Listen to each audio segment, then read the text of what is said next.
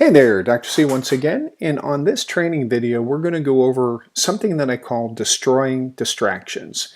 So as we know, we are facing an enemy that wants to steal, kill, and destroy us, and one of the ways he does that is just simply by distracting us. So what this diagram is going to represent is it's going to represent how here we are, and then we are going towards the direction of our goal. So what I want you to envision is one of the ways that we can protect ourselves or we can destroy these distractions is to be preemptively prepared for them to come. And preemptivity is really preparing in advance for the eventuality of something happening that there's a good chance that it can. So what I want you to see is I want you to see these two alleyways or guardrails here.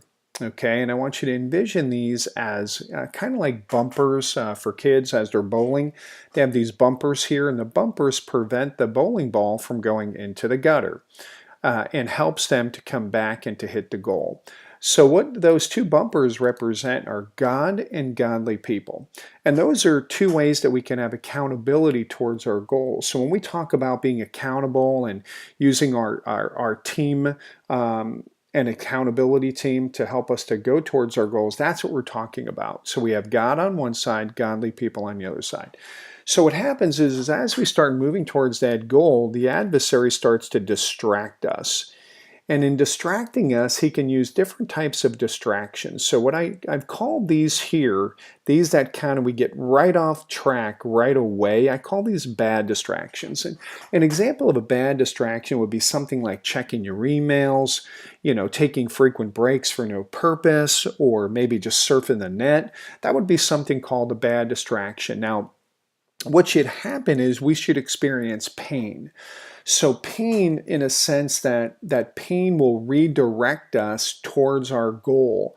So when I'm talking about pain, I'm talking about, the Bible talks about a slap from a friend is better than a kiss from an enemy. Now, I'm not suggesting that our godly people, our accountability partners have to slap us to get us back on track, but I'm just trying to make the point that accountability is sometimes painful. For example, if we say, for example, and I've said this in the past, hey, honey, I want you to keep me accountable to working out and my cardiovascular activity. Well, when I'm not doing what I say I wanted to do because I'm distracted or I'm preventing from doing that, then when my wife kindly, gently reminds me that I said I wanted to work out, it could seem a little bit painful. So hopefully that makes sense, is that with a distraction, we need to get redirected. And sometimes that redirection might seem painful. Okay?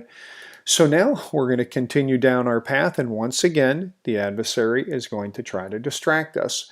So once again, we'll probably have some pain, and this time I call the distraction moderate. So what I mean by moderate is it might not seem like such a bad distraction or non-purposeful distraction like searching the internet, just surfing around, checking Facebook, or maybe just checking your emails. This one might be more of a moderate distraction, and it might actually kind of not seem that bad. And maybe it's you're doing a project and you're like, I just need to do a little bit more research because I just don't think I have enough. Well, really what that's saying is that it's saying you're just procrastinating, but you're doing it in a form of, in quotation mark, research. So I want you to be aware of that. And then thirdly, again, we're going to get redirected. And thirdly, we're going to get the distraction again. We're going to get that pain. And then we're going to call this a good distraction. Now, how can a distraction be labeled good?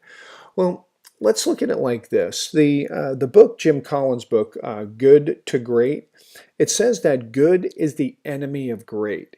And so what I want to remind us here is that God has great goals for us here, godly goals for us here, goals for us to influence and impact others in our family, in our community for great things.